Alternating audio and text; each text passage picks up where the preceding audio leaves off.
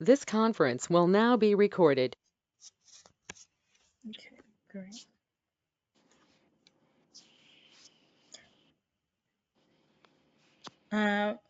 See, you're not on mute.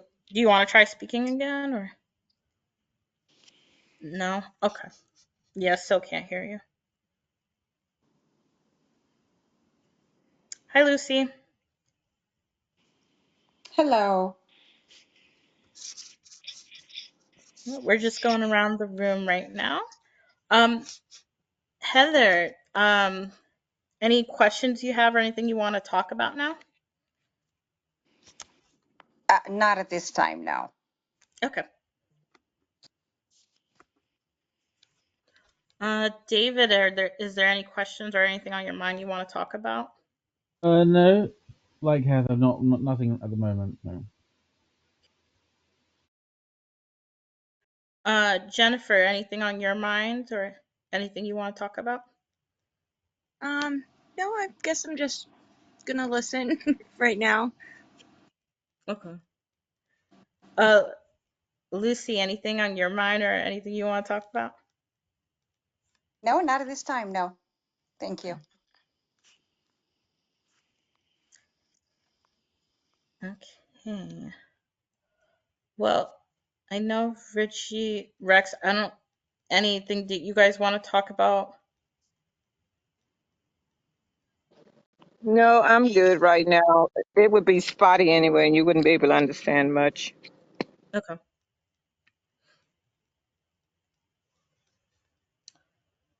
Now I want to listen in, Teresa. Hey, Roxanne, if you go to the top right of your screen to settings and you click on settings and you'll see audio camera section on the audio, then it's one of those options on microphone that you'll need to click so that we can hear you, whether you use an external microphone or the computer microphone. So if you click on, one of those and try it, it'll probably let you through.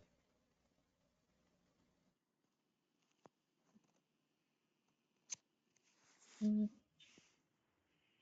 yeah, still not working. Still can't hear you. Roxanne, I know this seems like a very antiquated way of trying to fix a problem, but try to restart your computer.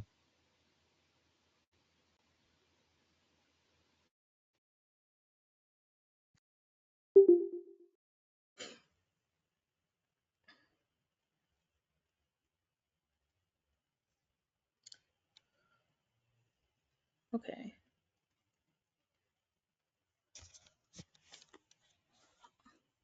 So everybody's pretty quiet today. Um, Well, I'm rarely quiet, but it is nearly 1:15 in the morning for me, and I'm absolutely so tired. So I'm not so talkative. I hear you. But Richie, I know you said you had spotty coverage because of power cut. Wow, I'm sorry that you guys in Texas are going through that. But actually, when you last spoke, it was crystal clear in regards to clarity. But maybe you were just lucky when you spoke then. But it was perfect. Okay, did you ask a question? I could barely hear you. Oh no, I didn't. I was just saying that actually we can hear you perfectly. It's maybe one way it's working well, but the other way isn't. Oh, well, that's great. Mm. It's been a rough couple days, as Rex can testify to. Um, but I can, if you guys, I just want to remind you of the Sickle Cell Consortium that will be held in Atlanta, Georgia on uh, July 17th through the 21st. We still have scholarships available. Um, they will pay for your room. I think you would just have to pay $25 for the conference itself. They did mention that you had to either have sickle cell trait or caring for someone. And Clarissa, they told me that since you were a caregiver, that you would qualify. Okay. Yeah, let me look because I think I signed up for some things at work. Let me look at my schedule. Okay. No Um, worries. And I know plane tickets are getting to be a little pricey now, too. yeah. Is that where Andre? Because Andre just told me he moved to Georgia. He Is it? did. He said he moved 20 miles northwest, north, I think, of Atlanta. So we were Oh, trying to get him to speak, but it's this, oh well. We're just working on trying to get him there to speak on a panel since he's now in Atlanta. Is he on the call by chance?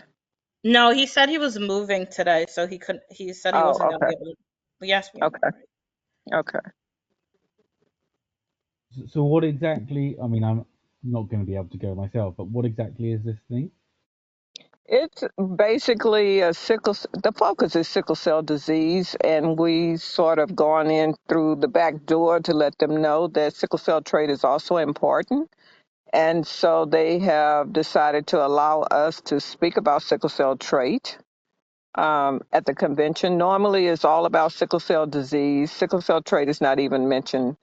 And as we all know, sickle cell trait is the reason that you have sickle cell disease. So it's just trying to just educate that community regarding sickle cell trait. But they have it's a family type thing. It's a lot of children involved. And this is their annual convention. This is the 11th year for them. And this is this is my third one, I think, that I've attended. Um, but just trying to, make inroads into the sickle cell disease community. I see, and it's always in Georgia, is it? It's in Atlanta, but the thing is, too, you can participate virtually as well. Okay, interesting. And I think even for virtual people, it's still the $25 for the entire conference. And when is it? It is July the 17th through the 21st.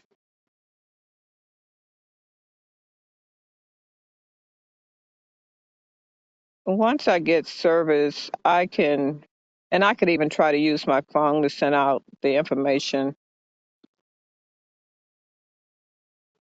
But I did ask Keenan, who works with Ann Ken, to put that information into that little notice that they give you about the REMC support group meeting. I don't know if anyone has looked at that, their little newsletter,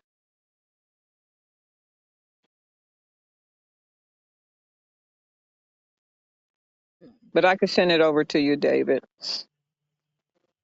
Okay, that'll be great. Thanks. Yeah, just in case. I Okay. am going away in due course, though. But yeah, I'll definitely look at it. Thank you.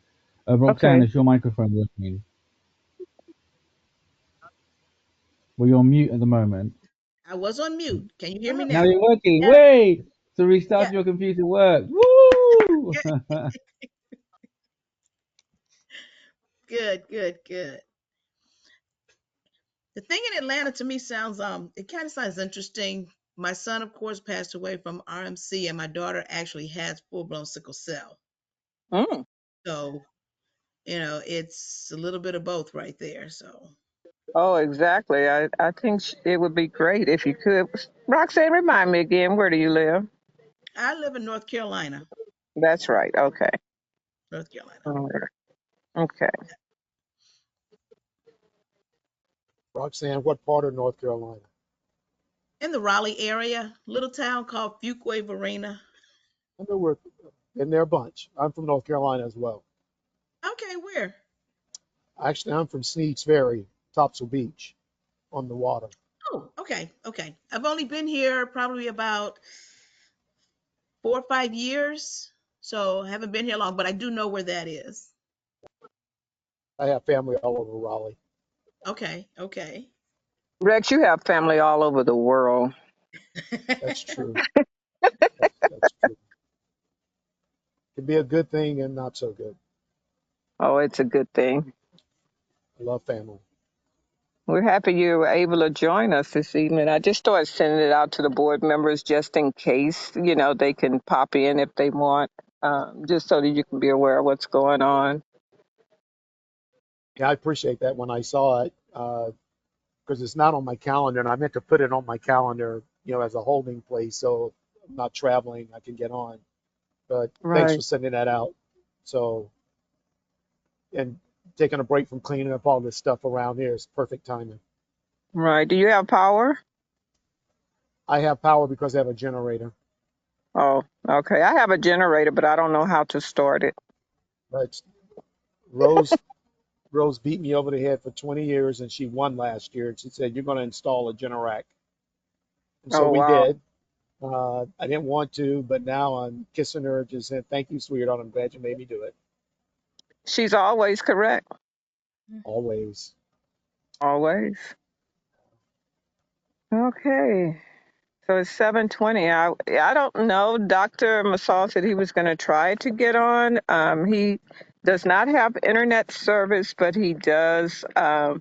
He said he will try to get on it because he definitely want to share with the group what's going on before it hit the public. Oh, and Rex, I have like sent you, I have an invite for every RMC support groups. I sent that to your email so you have it for your calendar next time. Great. Thank you, Teresa. No problem. She's on top of it. She's the best. Thank you. Yep. Roxanne, anything that you wanted to discuss or anything on your mind? No? Okay. There is not. I was excited. I attended the I think was it the Zoom call that they had a couple weeks ago, that Saturday morning, about sickle cell trait, and it was so enlightening. It was so much information there that um I had no idea. And like a lot of the people on there, I never thought much about the trait until now, because I was Mhm. always dealing with my daughter with the actual disease. And so I put more focus there. And now just attending that, there were just tons of information there and so many things that I did not know, and so many great people to hear speak. And it was very enlightening. And I was glad I was able to attend, because I was actually flying out that day to see my daughter, because she actually lives in California. And so I was able to pop on and hear that, and it was good. I was glad I was on. It was Huape put a lot of work into that. There were global speakers, and it was great. I just hate that it was not that many people on the call, but if you get one, that's still good. That's another person that we've educated. So I'm just so happy that you were able to join us. Richie, did they have it recorded? I know Aisha was asking about like if they recorded it. They did, but it's on Facebook, and I know Aisha does not get on Facebook. Mm, okay. She's going to have to just get on Facebook just so that she can get a lot of information. It was great. Yes, it was recorded though. Thanks. Okay. Milton spoke, Nicholas spoke, I spoke, and then of course you had people from India and UK, of course, Nigeria. It was great. It was really great, and she just did an awesome job. Oh my God, what was that? That was a transformer. Transformer, probably. Oh my God, we're not gonna get power forever. Okay. That was three of them. Did you hear the noise? Yeah. Yeah. Oh my gosh. Sound like somebody's bombing us from Russia or something.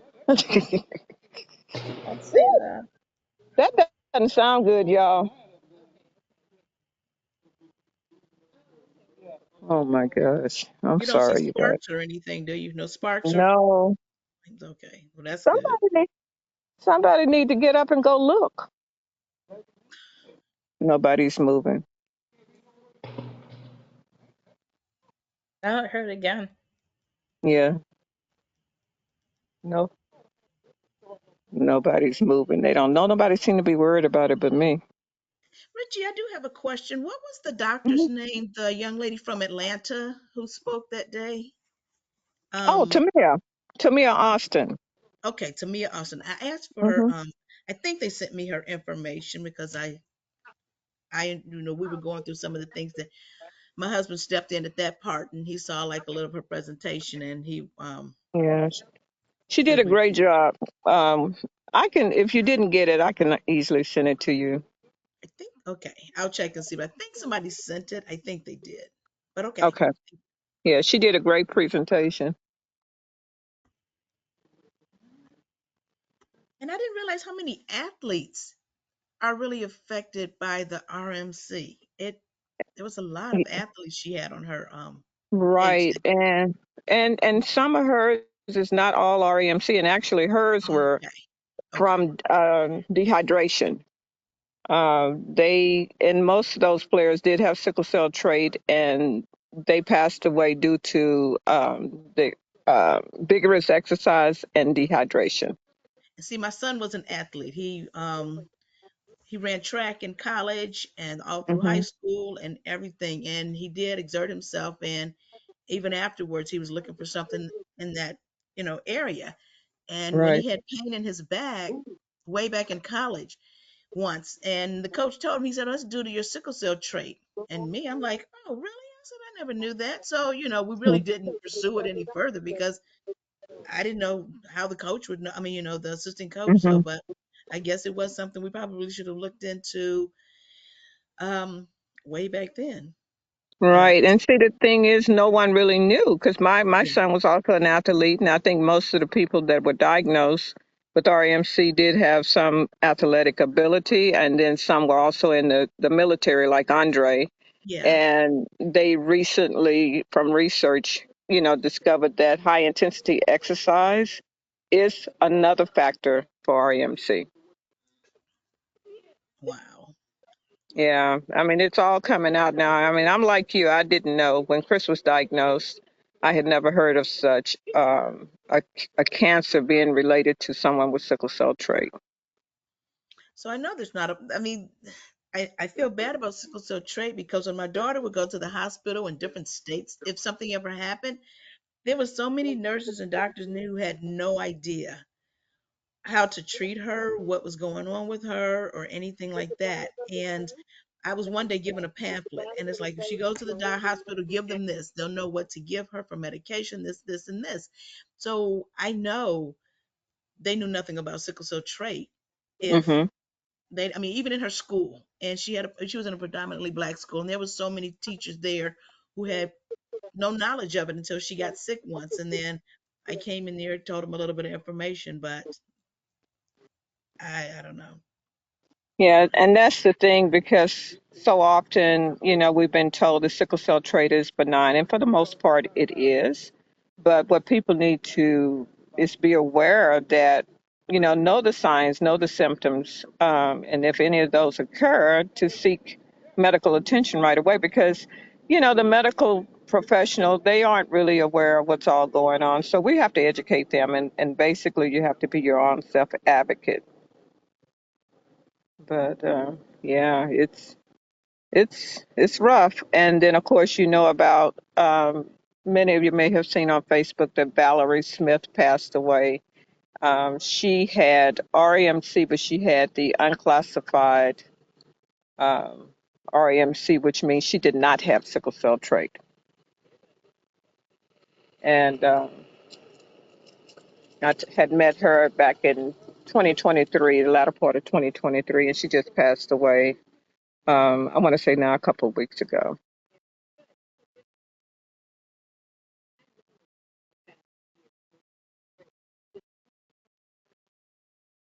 Everybody's silent. What's going on, everyone? Hello? Did I lose you guys? No, No, it's sorry, I'm quiet. still here. I was actually just looking up Valerie Smith because I'm not sure if I spoke to her. Did I Right. speak to her?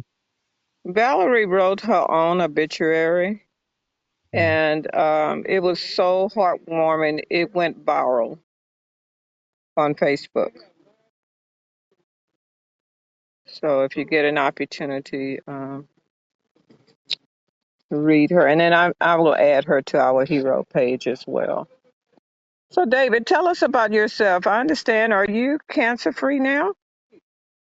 Um, I hope so. I've had a worrying symptom for nearly 5 months now. It's just a cough that won't go Okay. away. And I know, well, in the UK, in winter time, it was common for lots of people to get what doctors were referring to as a 100-day cough.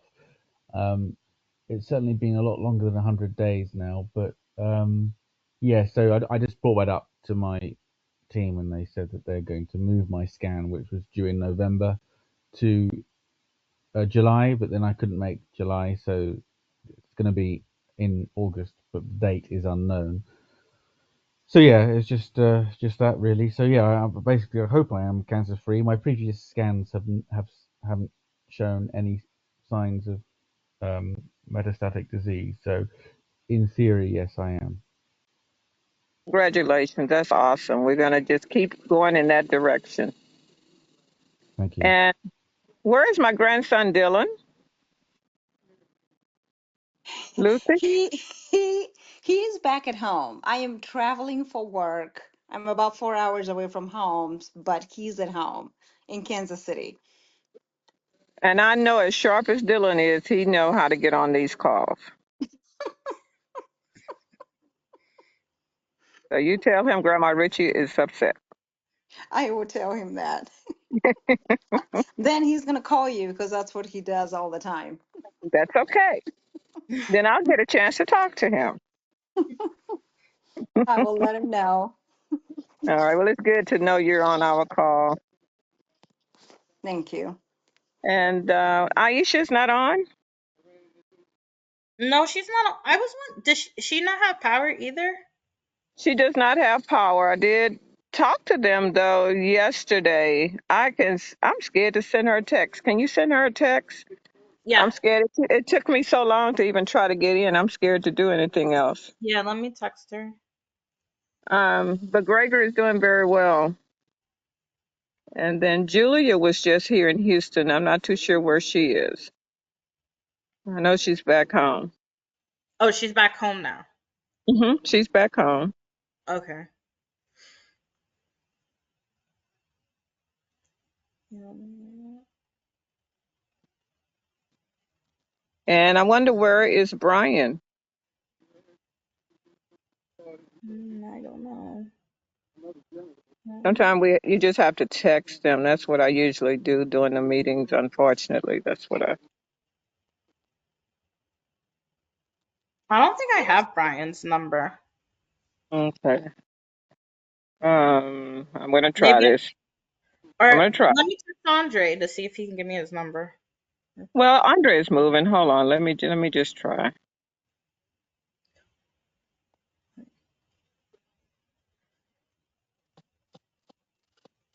Yeah.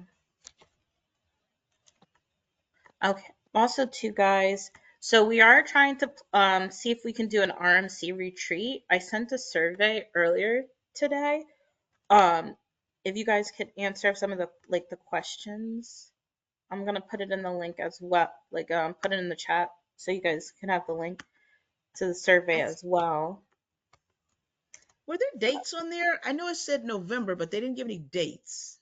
Yeah, we want to. I want to see. We're trying to figure out the finance part right now of it. So want to see if people are willing to pay for their own travel. So after that, we'll determine sometime in November we can do. Okay. And also, what is the Facebook? I don't know what they call it. The Facebook name, the Facebook group name, or I don't do Facebook, but my mom has it, and I can jump onto hers. You Oh, know, you can go to Chris Johnson Foundation and pull up that website, chrisjohnsonfoundation.org, and Okay. then go down on the front page and you'll see Facebook. And normally you can get in and see it because it is public. Okay.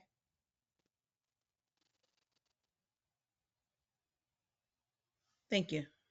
You're welcome.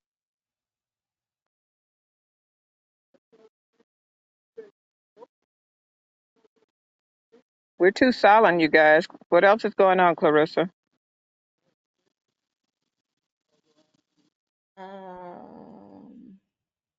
Well, I don't I don't know. Does anybody have any like any fun summer vacations? Mhm. You know what I want to bring up again about the Saturday meetings and to see what people think because the participation is not that great on Saturdays. Any, I know we did it for people like David and Nicola and and just if you guys feel like it's beneficial because I mean David, you're on here with us tonight. Just let us know. Do we need the Saturday meeting? Was I? I was in the last Saturday meeting. I don't think you were. You were on holiday, I think. But No, I was in Jamaica. oh, how was that? It was great. It was Oh, awesome. I had a wonderful time. Just beautiful. how long did you go for? Only for 4 nights, 5 days, 4 nights. Crikey, So, that is short. And how long does that take from Texas? it's only about a 2 hour and 45 minute flight, That's hilarious. nonstop. 2 hours, So 45 minutes. yeah, I think that's honestly long enough when you go to all inclusive because I mean you get a few excursions, but 4 days was enough for me. Oh no, that's Maybe fine. I didn't think till whilst I was asking the question that actually, yeah, the yeah. Caribbean is probably quite close to Texas, isn't it? It's well, we got out of Jamaica just in time. We got out a few days before the hurricane hit, and then Oh. it left Jamaica and came here to see me anyway. So you still went knowing that it was coming? No, it was not coming when we were there. Oh, okay, fine. We didn't hear about it until we got back. We Wow. got back that Friday, Hi, and I think everybody. Beryl hit that Oh, Hey, is Aisha? that Tuesday or Wednesday. I see. yes, Okay. this is Aisha. I had to dial in, so I'm sorry. I have no internet. I don't need a Aisha, but I was able to get on. They said they could see me, but I can't see anyone. But I was able to get on.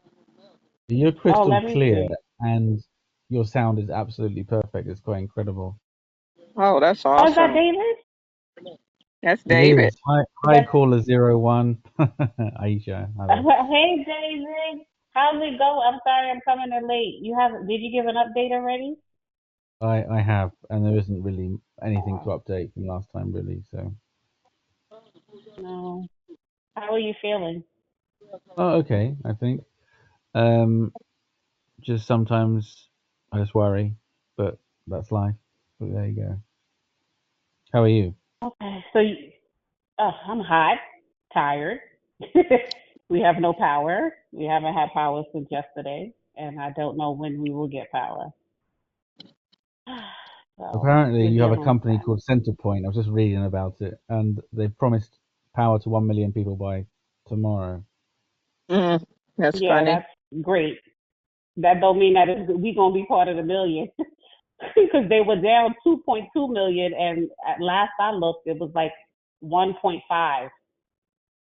So they making headway, but I we'll wanted to see. ask Jennifer. I wanted to ask Jennifer, how's Antonio? He did have his surgery. Is she on? Oh, hi. Um, yeah, so he had his surgery about almost a month now. It was on June 12th, Yeah. and he did pretty good with it. They released him the next day actually. Um, but he healed up pretty good. He had one of his incisions that was kind of leaking a little bit, but it's since, gotten better. They did do the pathology. They ended up taking his adrenal gland too because it was so, I guess, like scar tissue from the chemo. And so the kidney, the lymph nodes, and then the adrenal gland, and they sent that to pathology. And luckily, they did take the adrenal gland because it did turn out to have a 1.1 centimeter tumor on it. So that was pretty good that they did take that out. He was having like problems with the fluids building up in his stomach afterwards. So he had a CAT scan done, and then they noticed that they saw some nodes like on his peritoneum lining, and so they're suspicious of like the ascites being a problem. So they started him. He's starting on a new regimen of chemo. He's getting the paclitaxel still like he was before, and then he's getting the doxorubicin, and then the what's the other one? The gemcitabine. Yeah. Gemcitabine, yeah.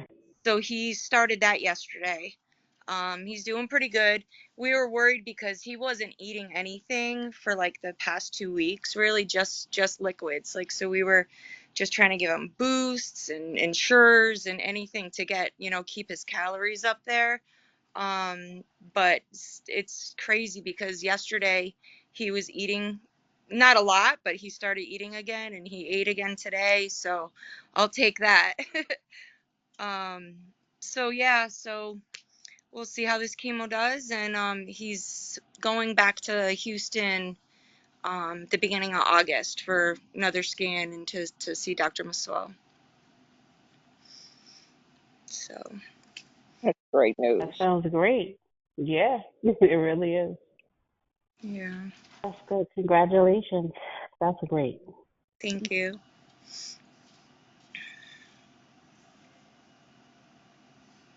Did you Oh, said I that didn't Greg see it. is doing Oh, I'm good? sorry. Go ahead. I haven't spoken to Somebody say something? Anisha in a while. Yeah, Gregory, he's on Trodelvy. That's something new that he is. He did very well with it. We've been like ups and downs.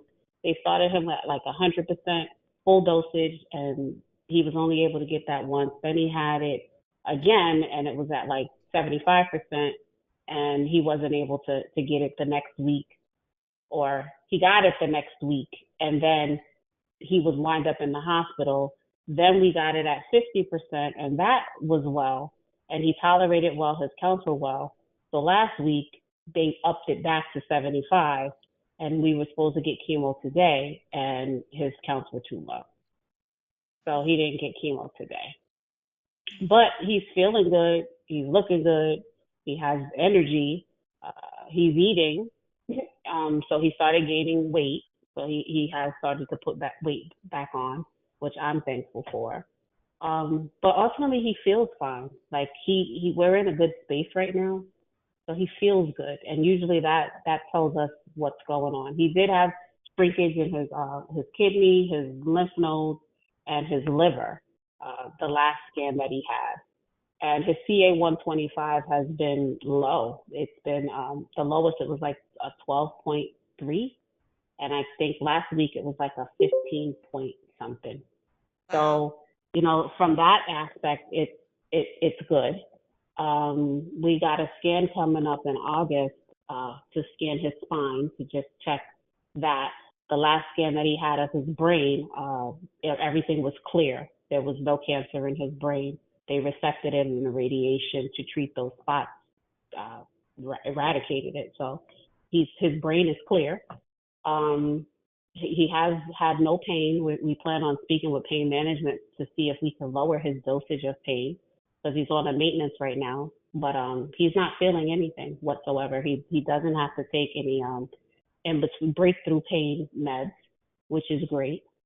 Like on all fronts, it seems okay, other than the fact that his count dropped down whenever they increase it. So I'm thinking that they'll probably leave him at 50% for a while to see how that goes.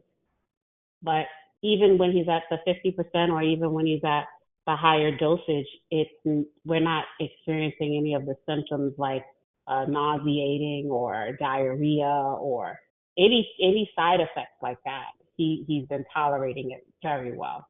It's just the only side effect is when his counts are all the way down, and it's like he has no immune system. So we just have to be mindful of that. But otherwise, we're in a good space and we're enjoying it. So we try to celebrate the times when it's like this because it can change at any given moment. So, and it has for us. So we're in a good space and we're just enjoying it. Just, a hurricane came through and we're now experiencing Houston in its rarest form. But other than that, we're okay. Hi, Dr. Massal. Hey, how are you guys doing? Wonderful. Ah, Well, you see? I wanted to see you and I have no internet. I've yet to meet you and I've wanted to meet you and I'm still not able to see you. So what is the chances of that? I'm about to come in on clinic on a Friday just to say hello so I can see you, Dr. Masal. Because I know It's you're involved in every aspect of Gregory's care. Like I definitely know, but we've yet to meet. no, it's fantastic to hear from you, and it's really really great to hear that things are going well, and that we're able to do things that are people think that they're impossible. We're making the impossible possible. I wanted to share with you guys. It's been crazy, as you know, with Houston, and everything, but I really wanted to share with you. First of all, I had a discussion yesterday about another patient where I was trying to do this peer-to-peer in order to get a therapy approved. And usually on the other side of the line, there are oncologists that are usually at the retirement phase of their career, and they do this, just to keep their minds occupied. And so the person on the other side of the line was, getting ready to deny any further therapy for that patient with RMC. And he said, I've had 45 years of experience as an oncologist, and I know that RMC is unbeatable, and Mm. it's essentially a death sentence, within months. And I said, it's hard cancer. There's nobody that denies that, and I know this better than most. But I then showed him the latest results. I wish I could show them to you guys, but it looks like I cannot share my screen. But suffice it to say, he got excited and he definitely approved the therapy. I wanted you guys to know this because I am gonna show what I have on my screen in a few days to the world, and the world is gonna see that things have accelerated a lot with RMC research. It's still a very, very hard disease, but as you guys can tell, at least in a fair number of cases, patients that we would have lost months or even years ago now have a chance, and more than a chance. So this could only happen because of our patient advocates, because of folks like you that organize yourselves and push in the right direction and make sure that your voices are heard. Masal, There, Dr. Masal, I think if Clarissa make you an organizer, you could probably share your screen, you think? I think so. It looks like now I might be able to. Let me see. There it is. Okay. All right, can you guys see this? Yes. Yeah, we can see. All right, so this is the data within MD Anderson. 126 patients with RMC. So it's the same institution. So you cannot say that, oh, it's, different institutions and things have, different types of patients over time. It's the same institution. It's a very large number of patients. Many people don't even think there are 100 patients with RMC, and yet at MD Anderson alone, we have 126, more than that now, but this is what we had until we analyzed the data 6 months ago. And this is the chances of surviving 2 years from being diagnosed by the year of diagnosis. So you can see that when it was 2003, the odds were very, very much against somebody. And then things improved, and they improved along the lines of how all of oncology improves. There's a lot of research, things are changing, so things were improving. But then you can see what happened here. And this is the true result of what we're doing. This is the impact. You can see that if we kept this line going in the same direction, things would have continued, to improve steadily along with all of the other cancers. But where we are right now, we would have reached in 2030 or later. You can tell this, you can extrapolate. And this means that there are people, some of you are maybe amongst you, some others that have benefited from therapies that we brought today rather than then coming on 2030. And that is remarkable, a testament to the dedication that everyone has. Does not mean by any means that we're able to cure everyone and that we have finished. This is just to show that, as we said last year, we did another thing that practically nobody does, whereby we said openly and transparently in the public domain, published, we said by 2025, we will get the average survival of a patient with RMC to 2 years. You can tell already just by this that we're overachieving there. And then we said that by 2030, we will get the average survival to 5 years. Again, not an easy task. I wish I knew exactly how we're going to do it. If I knew, I would do it today. But what we do know is that this trajectory is real. We do know that we will keep working nonstop to maintain this. And we do know that there is a fair number, a very meaningful number of patients that we are unable still to render disease-free, and we will not stop until we get the cure rates to 100%. That's a dedication. And so that's what I wanted to share with you guys, and then answer some of the questions that you had, very interesting and insightful ones.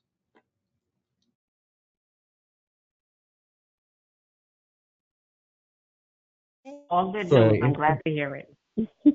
yeah, it's great news. Just a quick question.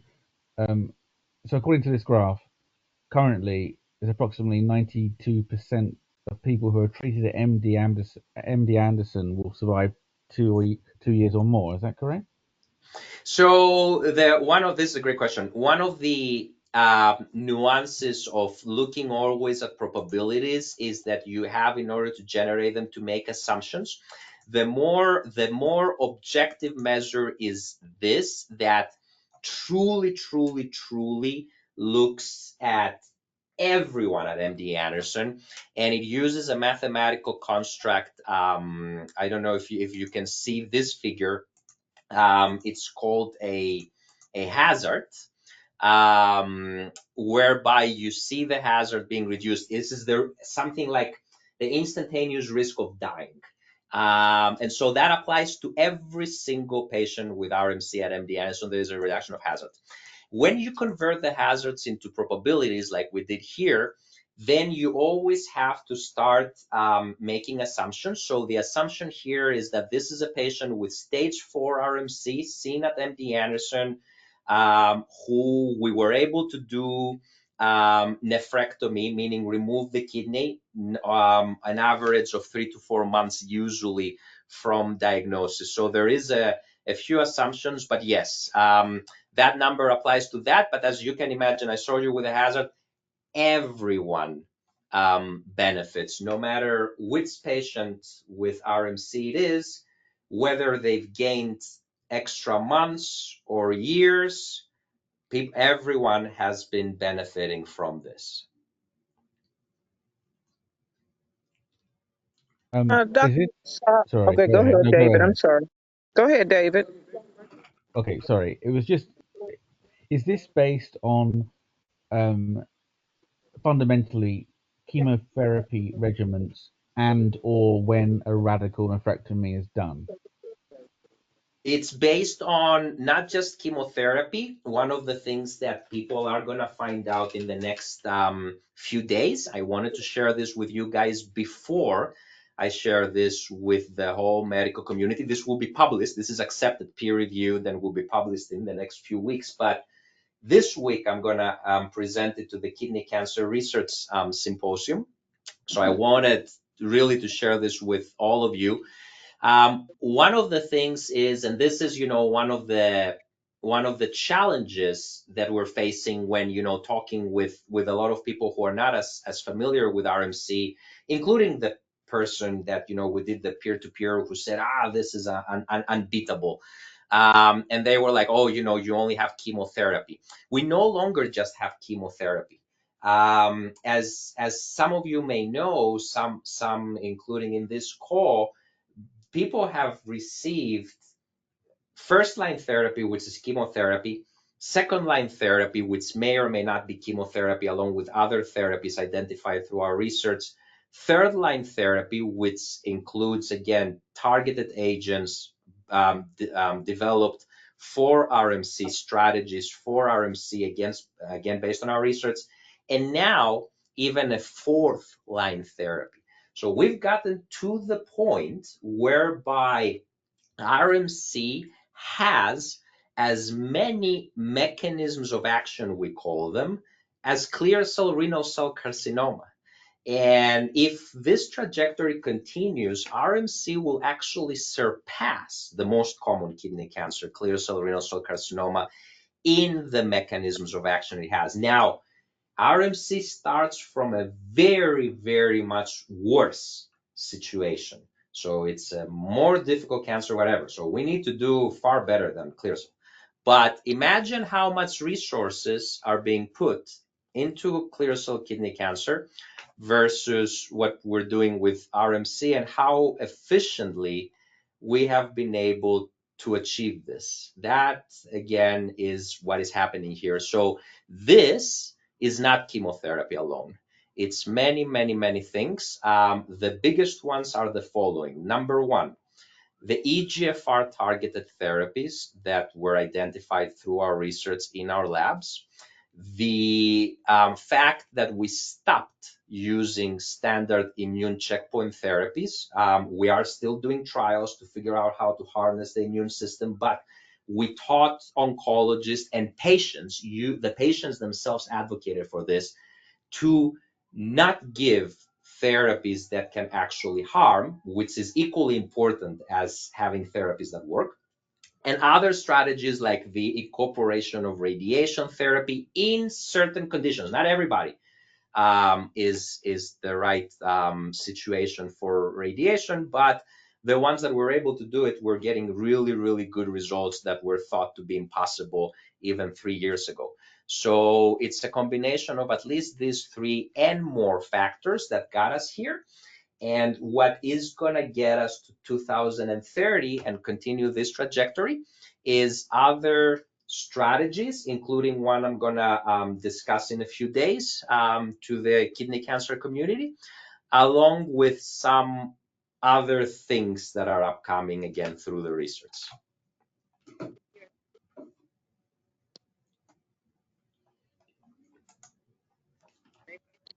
Dr. Masal, there were a couple of questions a couple months ago. One question was, is there a correlation with the RMC and blood type?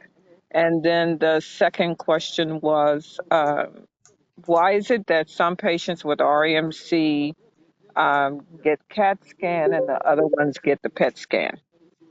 Great question. So first, I really like the question about the blood types. How did this come about? Like, what was the thought process that made people ask this question? I'm always curious about that. And the part of the reason why I'm asking is because what we call the RMC paradigm, and what is allowing us to so efficiently move things forward for such a challenging disease and situation, is that every time we come up with questions we need to address, we always focus on the possible mechanisms behind the idea. So is there some mechanism that somebody had in mind when they asked about it? So I recall asking the question. This is Aisha, and Gregory and I and his father, we were talking about blood types, and he can receive blood from anybody, and I'm B positive, and his father is A. So I just was wondering, since he's a recipient of he can receive everything, if that had something to do with how RMC may be developed, or if it's more prevalent in one particular blood type over the other. Great question. And so the other advantage of being able to do what we do, meaning having this extremely granular data within MD Anderson, again, thanks to all of these research efforts, is that we can literally answer these questions within minutes or hours, reliably, very reliably. So once Richie sent me this question, I actually looked at the 135 patients that we had with RMC, and I confirmed that there is no association between RMC and blood types. So the frequency of its blood type in individual with RMC is extremely similar to what is seen in the general community. So we're able to answer these questions quite reliably. Now, that doesn't mean that we don't keep an open mind. That's why I asked if there was, something more complex that you guys were thinking. It sounds like, it was just an observation that you were having. But to answer your question, no relationship between blood types. And I myself could not think of a plausible mechanism, like how these things could be connected. And the data are not showing any connection. Did you see any connections with how it spreads? Like, I just know that when it spread Nothing. with Gregory. No? Okay. No, Okay. nothing. We can answer all of these questions as reliably as one can. And no. Now, could there still be something, as always, we keep an open mind. I don't like to just shut down anything, because if you just shut down things, then you're going to miss the signals. But again, part of the reason why we're able to do this and do these things that people don't believe us that are happening is because we focus a lot on the big signals. So it's like we focus on the really what we believe can be really big things that can make a big impact. And blood types that thus far do not appear to be making any significant impact at all. Anything that we can detect in the whole data set. Thank you. Absolutely. The other question is about the PET scan. So again, keeping in mind, this is another thing. RMC, thanks to our research efforts, is the only kidney cancer that actually now has a blood test. In about 60 to 70% of patients, CA125, as many of you will know, is a blood test that can be helpful to monitor RMC. No other kidney cancer has a clinically validated blood test that anybody can use anywhere in the world to measure it. And we have presented that data even before we publish it, as we usually do, as I'm going to do with, the fourth therapy in a few days. And we're going to publish, the full data of this blood marker. And what is happening is that we are moving the needle very fast with figuring out the best ways to measure RMC depending on the situation. None of the tests that we have for any cancer are perfect. None. There's no test for any cancer that can detect, a single cell of cancer in the body. It needs to be usually in the millions in order for us to even detect it. But one of the things that we have found and we have published is that the standard PET scans, even though They're not helpful against many kidney cancers, including the most common one in most situations. They're actually very, very helpful in RMC, and we've published that in certain contexts. And that context can be, for example, whenever we believe that RMC is contained enough, either from the beginning or because of our therapies, to incorporate the combination of chemotherapy with radiation therapy that you guys know we have been doing, and we published that data. That's a scenario where a PET scan may be helpful. Now, a PET scan and a CT scan have their own pros and cons, each one of them. There's no perfect answer. Same with the blood marker. All of them have their pros and cons. So sometimes, first of all, the PET scan, because it's not that helpful against the more common kidney cancers, insurances may balk and say, I'm not going to pay for it. And so if we notice that, this can impose any burden to patients, we will avoid them unless, we really, really, really, really need them. So those trade-offs play a role.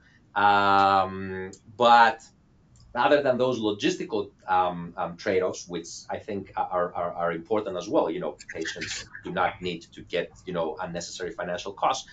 The medical costs are that trade-offs are that sometimes the PET scans, there's the CT part of a PET scan may not be as high resolution as with a pure CT scan.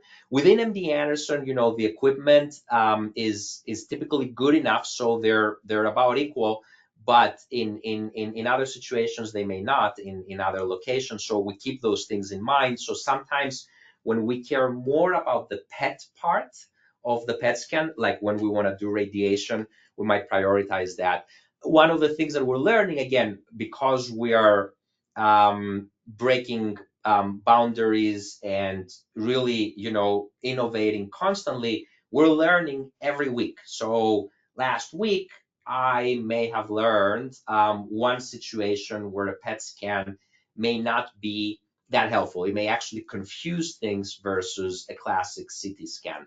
As we're learning more and more these nuances, again, this is a good problem to have because this is the challenges that happen when you move things forward. This was not a problem that we had 3 years ago because we didn't know about any of these things, but now we do. So we do intend, either by the end of this year or next year, to make even more formal recommendations for the community: when to use the blood markers, when to use a PET scan, when to use other images, even more. In the meantime, as always, we are available to any oncologist that has any questions. And again, we're not prescriptive in the sense we say, you have to do this. We always have a dialogue and see the pros and cons within its health system that we communicate, and we try to do the best within its context.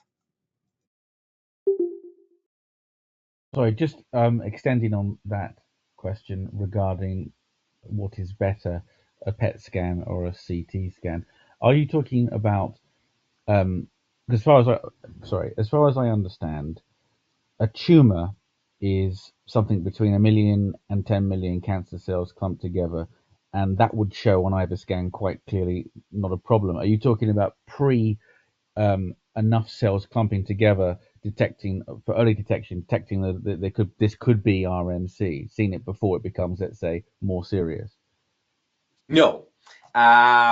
Usually tumor cells can be many, many, many millions or even billions. I wish it was, let's say, just a few millions. But what happens is that, once you get to 1 millimeter in size, which is really, really, really tiny, believe it or not, because the cancer cells are so very small, to get to 1 millimeter in size, you need to have millions of cancer cells to be, in the millimeters range. And as you guys may know, RMC is usually in the 10, 15, 20, 30 millimeters. So it's much, much more than that. What happens is that As the CT part of the PET CT can detect the very, very, very small millimeters when it's the nodule. So it has this very high resolution to detect that, but when it detects that, it can be hard because these things are so small to say, is this cancer or not?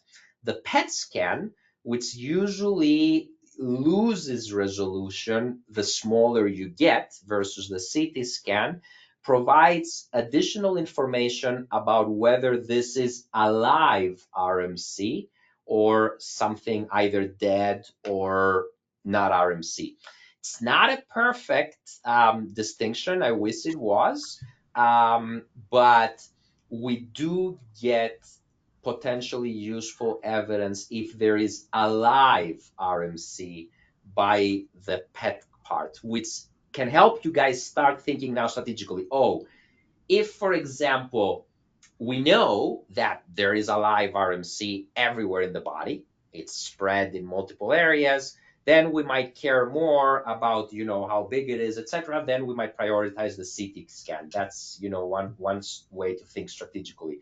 But when we are not certain whether there is even a lot of a live RMC or not, then it may become more important to see this evidence of a live RMC activity by the PET part. Does that make sense? Yes, it does. Thank you. Rick, did you have a question? I did. Hello, Dr. M. How are you? I am wondering if there is any research going on to find unique proteins expressed by RMC that could be targeted, like we're seeing in prostate cancer and other diseases. Yeah, well, the answer is, how do you think we got to this point?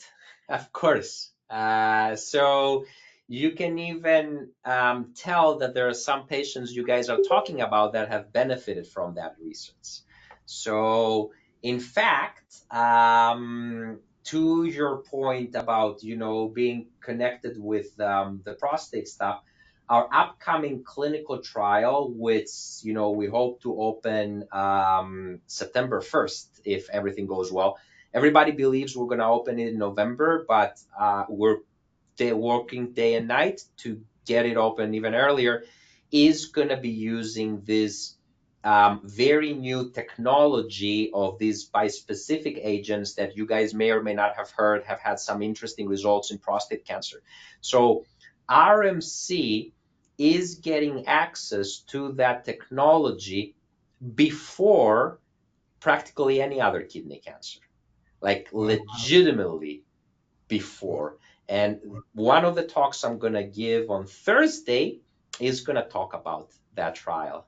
So yeah, 1,000%. In every way you can imagine, we're looking into this. In many, many, many, many strategies. RMC is a cruel, vicious disease.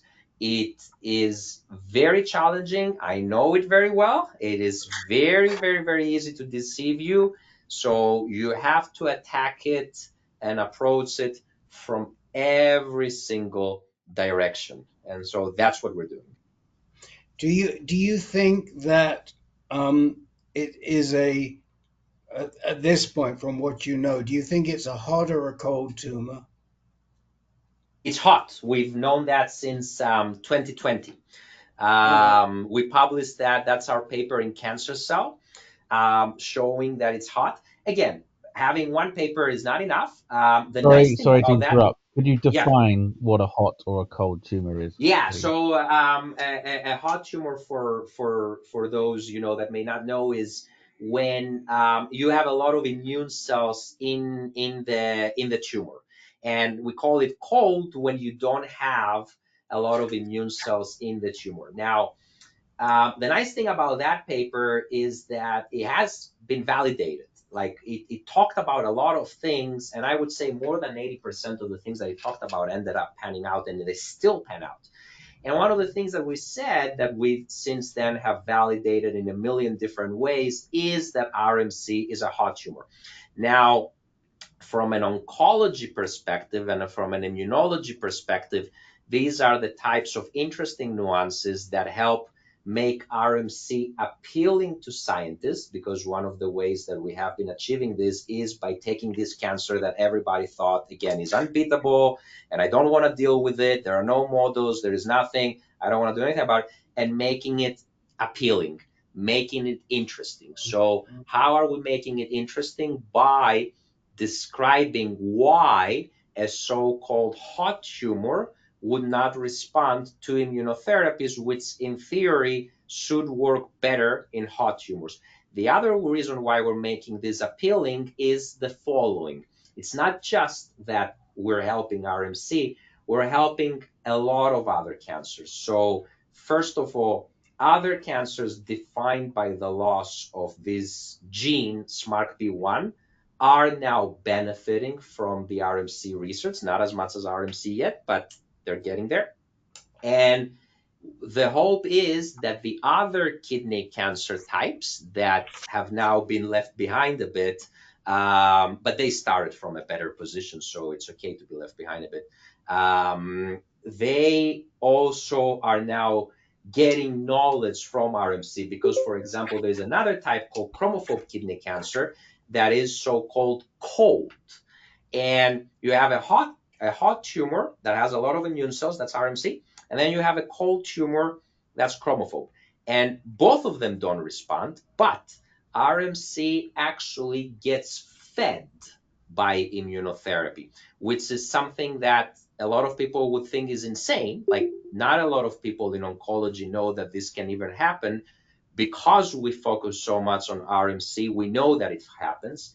And what we are doing as we speak is we are learning paradigms, ideas, knowledge from RMC that essentially act as ways that the final stages of other cancers are also now using as they're evolving to the current therapies. What do I mean? RMC shows from day one a lot of the hallmarks of cancers that they develop very late on when they go to the end. RMC has them from day one. That's why it's such a deadly cancer. And what is happening is that things that we learn from RMC are now actually things that we're seeing in other cancers, including prostate cancer, including pancreatic cancer, including clear cell kidney cancer, after they have been treated with a lot of therapies. And these pathways are our new enemy. This is the enemy that we need to attack to help patients with every cancer. And when we frame it this way, that makes it appealing to scientists, to oncologists, to patients across every disease to say, okay, let me support this RMC work because that can have broader implications. Wow. So can I follow up one more time on what you just said? So does that mean that you're seeing cells morph much earlier in RMC and turn into, say, more like small cell neuroendocrine? Good Is that a question.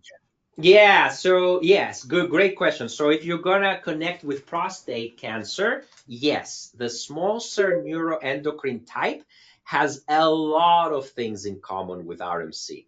RMC is still more difficult, but definitely a lot of things in common. You're on the right track. These EMT so-called pathways that you see a lot with other cancers, the more you push them. So the nice thing that we can take advantage of when it comes to cancer is that the ways it can evolve are constrained. It's not limitless. It's not just, limited by our imagination. It's limited by reality and by evolution. That's number one. Number two, not only are the ways that cancer cells can evolve constrained, we have the first shot. We are the ones that decide how they're going to evolve because we are the ones that decide on the therapies. The cancer cells themselves act like they have a mind of their own, but they do not have a mind of their own. So, with that, considering that, we are seeing that the therapies that we're choosing for the other cancers, we're choosing them, are sending the cancer cells for the other cancers towards certain directions, Yeah. many of which, in Yeah. some key aspects, parallel what RMC has earlier on. And not only RMC has it earlier on, it has it consistently because it's such a well molecularly defined cancer. It's very clean. That's why if you have an open mind and your eyes and ears open, you will see it. And once you see it, you know that this can have much broader implications. Of course, I am biased towards helping, the patients with RMC, but it's always good to know that this can help many others. Mm. And are there mutations that are peculiar? So is it worth sequencing somebody with RMC or pre-RMC to see if they're more likely to move to RMC? If you had somebody who had sickle cell trait, would it be possible to sequence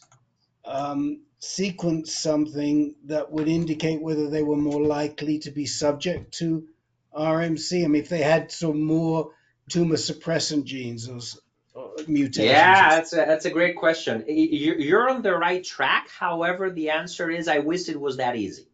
So I told you already, RMC is really vicious and it's really cunning.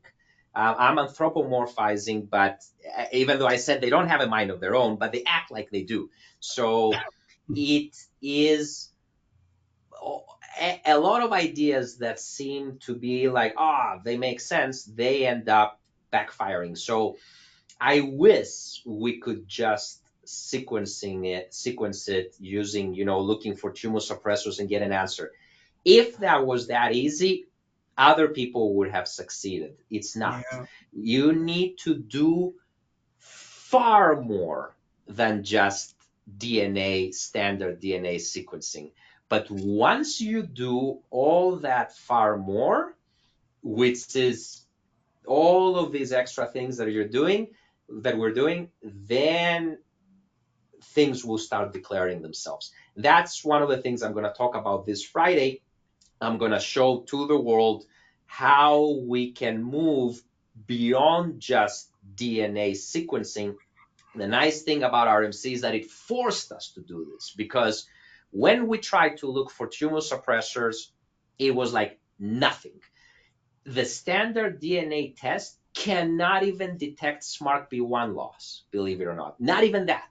Like in less than 10% of cases can we detect the loss of SMARCB1, even though RMC loses it in 100% of cases. How do you even reconcile that? It took me years upon years back in 2018 to start, cracking it. But by cracking this, the payoff is immense. And part of it is the data I just showed you, the curve.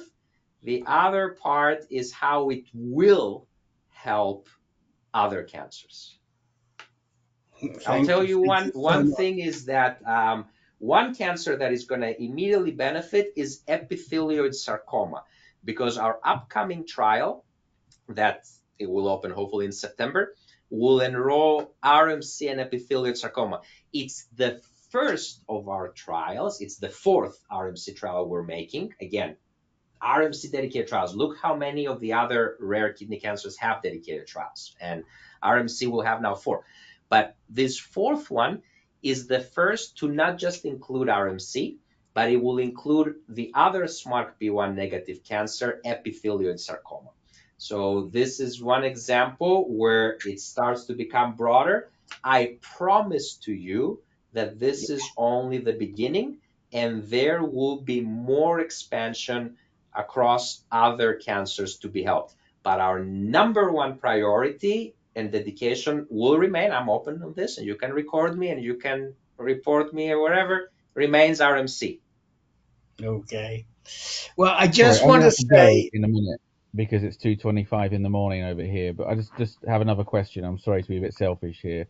Um, is it still believed that, or is the best hypothesis still that RMC is created by um, hypoxia, typically in the medulla of the right kidney? That's why the propensity for it to happen there is more likely, because apparently there's more issues of hypoxia or lack of oxygen there, which could be connected to this idea that um, hyper exercise can exacerbate um, hypoxia.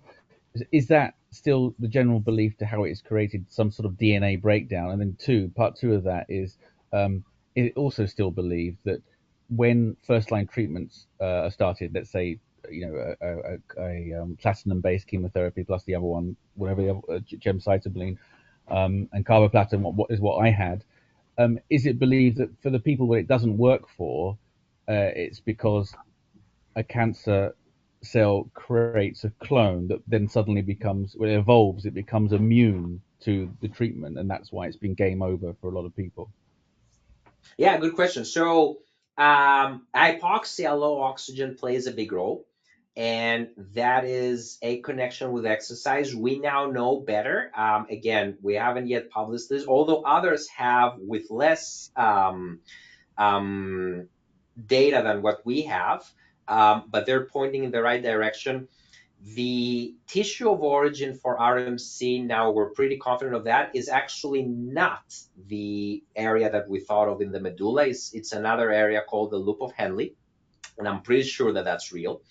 Hypoxia is a big part of the equation, but it cannot be the only part. And I knew this, we knew this from day one, because if it was the only part of the equation, then other things that can cause hypoxia, like lupus in the arteries or whatnot, would be associated with RMC, and they're not.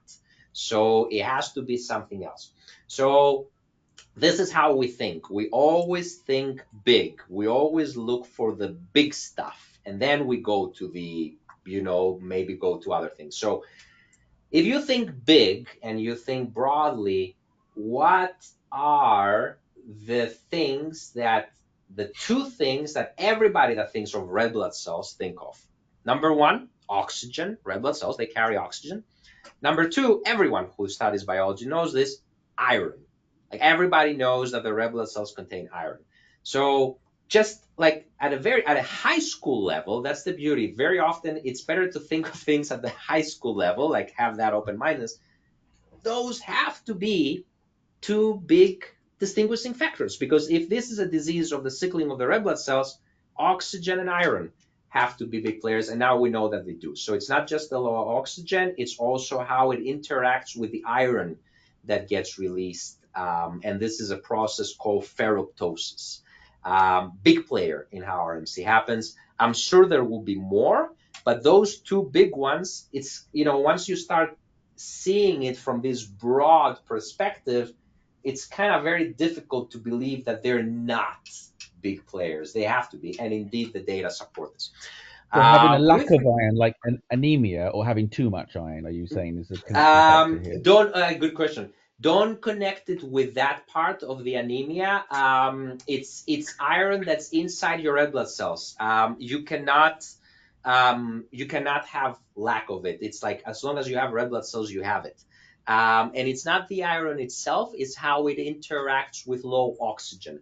So don't start taking more iron or less iron or not because of that. Great point. This is a very nice way of connecting the dots. I like it, but it's not the right chain yet, as far as we can tell. With regards to therapies and resistance, it's the holy grail of medicine to find out, why does one person respond beautifully to one therapy and another person does. I wish we could tell with 100% certainty. Nobody can do this for anything in life. Nobody can say with 100% confidence, I'm going to do X and Y is going to happen for anything. For some things, we tend to be closer, but even then, it's not 100%. So, in medicine, we see this variety of responses in a lot of diseases, and certainly with RMC. Why do some people respond in good ways and others do not? Part of it is, as you said, because the cells learn to become resistant, and we've taken advantage of that of that fact. That's how we came up with the chemoradiation strategy. Other times, they already were resistant. So they already, for whatever reason, had this resistance in them. And we've seen both scenarios. The nice thing, again, about having all of this so centralized, so thoroughly worked up, is that I can tell you with a certain degree of confidence, never 100%, that both of these pathways are players in RMC. In some patients, more of one pathway than others. And it is important to us and our research and our labs to identify strategies to address both of these.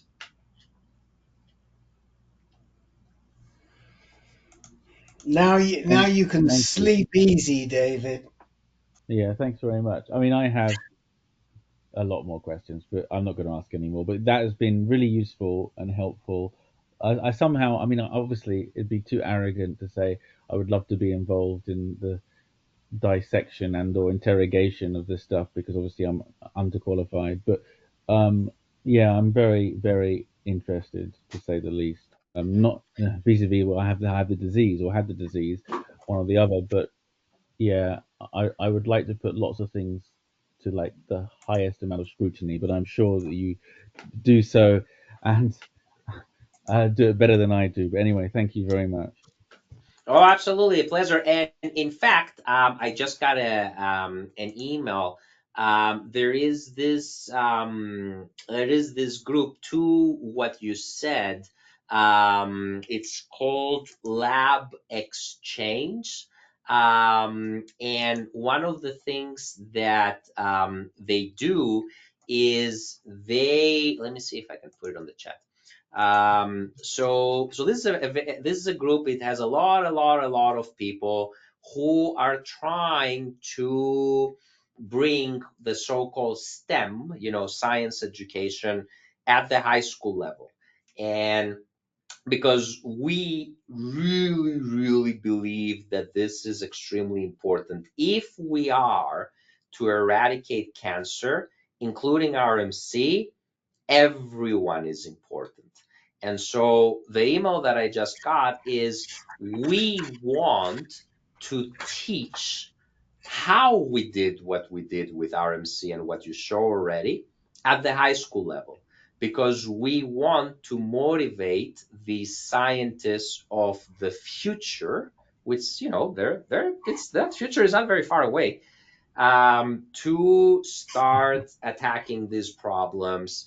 They might play video games up until 1 a.m. or whatever, but then before they go to bed, they might start thinking, maybe, this and this and that. And so all of these potentially innovative ideas from people who may or may not have studied medicine, it doesn't matter.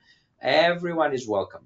It's like, I believe that 1,000%. And that's why I'm here today to talk to you. And this is why when we publish the general framework, all of these things, we try to make them open access so that they can be accessible in any continent by anyone. And sometimes we pay from our own funds to make them open access because we think it's so important. And that's why we write and talk so much about it, because we really, really, really want everyone to be engaged, not just for RMC, but for everything. This is the future. This will help our families, our friends, everyone. That's fantastic. How do I get access to your paper? And sorry, I do have one more question. What brought you into this world in so much as why did you become so, and thank you so much, it's amazing, involved in this particular form of cancer?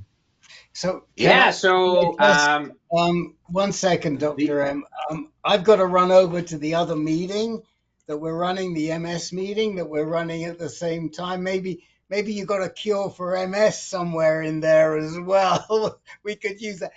I just want to say I'm hoping I'll get to meet you. I'm going to be in Houston, and Captain Andre, put August 7th into your calendar, and you too, Dr. M, and anyone else, and Richie, because I think we're going to try and have a Ancan gathering that night, and I'll be there for a couple of days. I've got Dr. Elaney. I'm a keynote speaker in Dr. Elaney's conference on the 8th, on the 9th, I think. So that's why I'm coming in.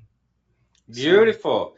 And it will be a pleasure to meet you in person. So to answer the question I put in, we have even a YouTube video that describes in an interview format both what brought us to where we are right now, and the RMC paradigm, whether we use the term RMC or not. Since you will see I talk on the video, you know that this all comes from RMC. And I always, even in these broader discussions, I always try to sneak in RMC one way or another in there. Okay, thank you very much for sharing, really. Of course, thank you all for doing this, and keep being this passionate. It makes a difference. That curve that I showed you would not have happened if you guys weren't doing what you're doing.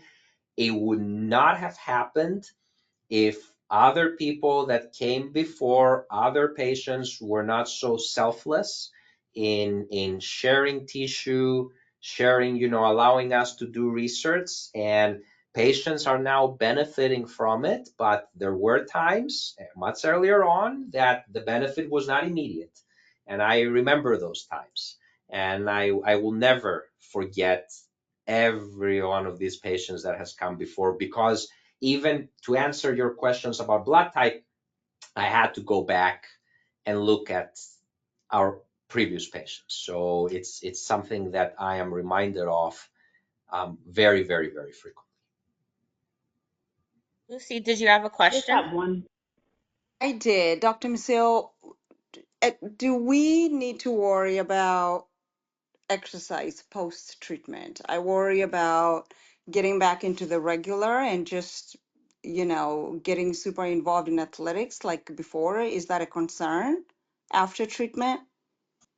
Yeah, that's a great question. We are generating data to be able to answer it in a much more data-driven way than I can say now.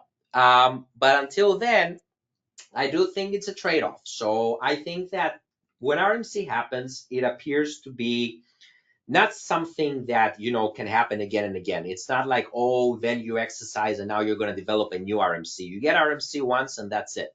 So within the mindset of thinking in terms of trade-offs, if you stop exercising the way you used to, which is the way you liked and the way it was helping your body in multiple other ways, you may harm yourself. And this is not a good time to harm yourself in this way, because those treatments, as you guys know, can be very, very, very harsh. And so I believe that the benefits of exercising and in a way that you enjoy yourself outweigh any potential concerns. But even though I believe that, and that's what I recommend, we're still generating data. And if something changes, you guys will be the first to know. I doubt it will change, but I will let you know if it does. Aisha, Thank did you you. have a question? I just wanted to know how has the Boston gene affected, and the things that you're sending to Boston gene, has that affected any research, or has there been any positivity that's come from that? Absolutely, it has. It has, including, again, some people that come to these meetings. And it's not just the Boston gene test, but a lot of others. other tests and other analysis we're doing. We don't just, rely on one analysis. As I've told you, I wish it was that easy. But Boston Gene has been a big positive in this. I am very, very pleased with that collaboration, and I'm grateful to them because they are quite passionate. Obviously, I cannot stop talking about RMC, and so we give them this enthusiasm. But it's always very nice to see that they get that enthusiasm and they are more than willing to do the extra to help, and it has panned out. You guys will find out on Friday directly because I'm literally going to give a talk just on how Boston Gene has helped the RMC cause with specifics, and that talk will be recorded and it will be available so you guys can see it.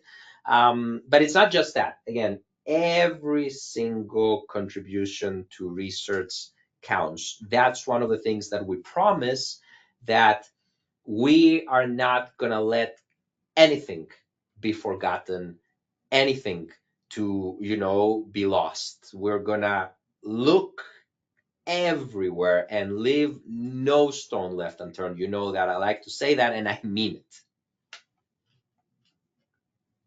Thank you.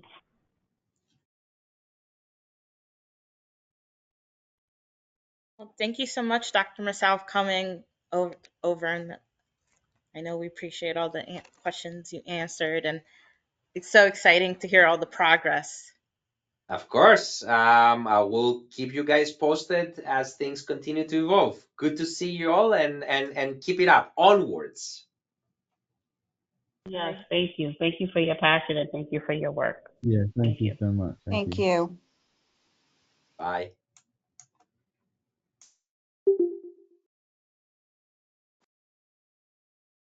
Hey. Before we end the night, did anybody else have any questions or any other comments or want to discuss anything further we heard from Dr. Masal?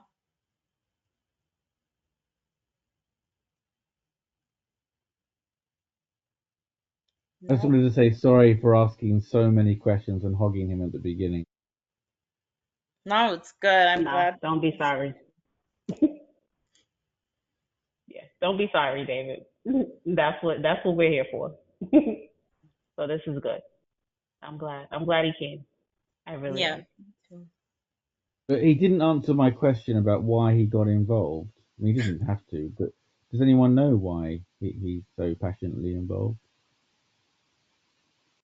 Dr. Tania. I don't, That's what I yeah, Sorry? know.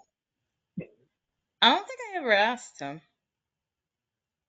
on The that. only reason I'm curious is, I mean, he doesn't have to answer. It sounds like he doesn't want to. Is, you know, it'd be handy to know in the sense that this is kind of a horrible thing to say, but it just seems like so many doctors in the UK, at least that I speak to, they don't have the time or they're not interested for other reasons. So I imagine not a lot of time and research gets spent on it because people are busy doing other things. But yeah, I'm just curious. So maybe could use that, whatever the reason was, to try to persuade other doctors to go. You know what? I might dedicate some time to try to persuade people to throw money at research, etc. Yeah, I think it was like a good point he was making about how I wasn't following every single thing, but how like this type of cancer is different and how it can relate to other ones. So um I think that's kind of interesting where people like have their passions. I think that makes it easier to get the clinical trials spread to other places as well, since it's not only affecting a specific type of cancer.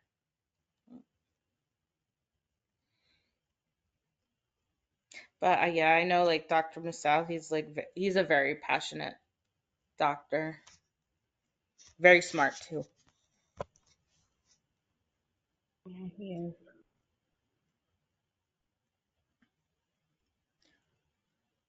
And there's Um, Dr. Tanier as well. Is that right? yeah, doctor like Yeah, doctor. Mhm. Sorry, you can To go. my knowledge, that's okay. What I was gonna say, to my knowledge, Dr. Chenier, like I guess was was recruited. I don't know how to say recruited him, but presented stuff to him as far as RMC, and I think that it clicked, and that became his passion. That became, I don't know, when you I don't know. It just takes a certain type of person, and I think between Dr. Chenier as well as Dr. Mazal, like they they were up for the challenge, and most people, like he said, the doctor he spoke with after 45 years, they they have their standpoint with it, and in my opinion, I think that Richie had a lot to do with this RNC, and has to do with, and Chris has to do with why they are so passionate, and why they do so much. So that's what I Yeah. believe. Yeah.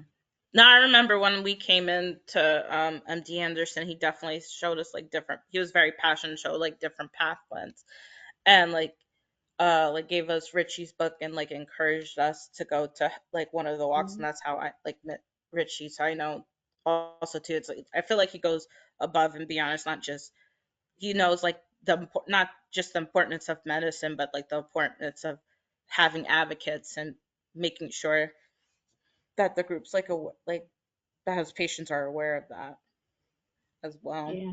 And Dr. Sidner, he's an older doctor, and Dr. Masal is a younger doctor. So it's like he's the next generation.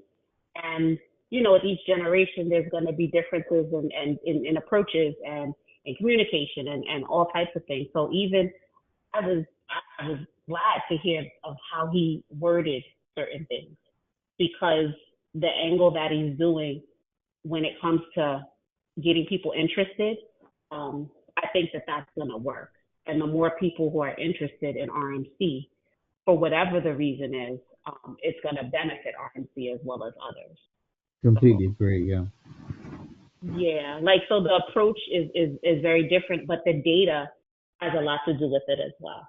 So we can speak about passion and we can speak about things, but the fact that we have data that they're able to use and analyze and do better by, to create new situations and to find out what doesn't work, what does work, and look at other cancers, it puts more of a spotlight on RMC. So I think he's passionate, but I think it had a lot to do with Richie and Chris, beginning with Dr. Chenier, and Dr. Chenier taking that passion and wanting to find someone else, that's in another generation or the next generation who would be able to do it as well. So that's my opinion, but I can't speak for either of them, but that's my opinion.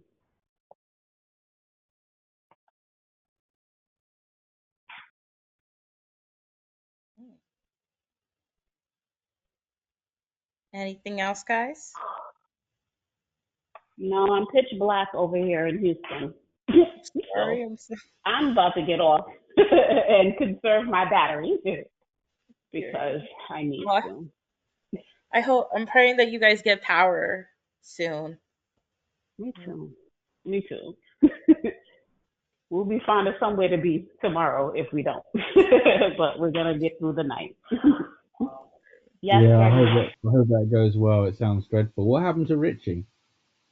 She said her phone battery was that like dying Oh and she no. was losing signal. So she said she had to hang up. Yeah, I think Well, I'm it's gonna bad love over you here. I and don't have leave no you, internet. I everyone. couldn't see the graph. It's bad, and now it's dark. Are you But thank you, outside too? David, for coming. Yeah. Thanks so No, much. I I'm love not. you. Take care, everyone. Good night or good day All to right. you all. And yeah, Good. Both. yeah, no. And good luck in Texas. Really, it sounds awful. Yeah. Lots of love from England, or actually Thank from you. Scotland, but from the UK. Bye bye. Bye. Yeah. Scotland. Bye, Bye. David. Yes. Oh, so we lost Richie. Okay. Well, good night, everyone. Carissa, you did a great job. I'll Thank you. answer that email once I have internet All right. because I can't respond. Sounds good. Sounds good. Bye, guys. Good All right. night, It was nice everyone. Bye. hearing Thank you. everybody. Good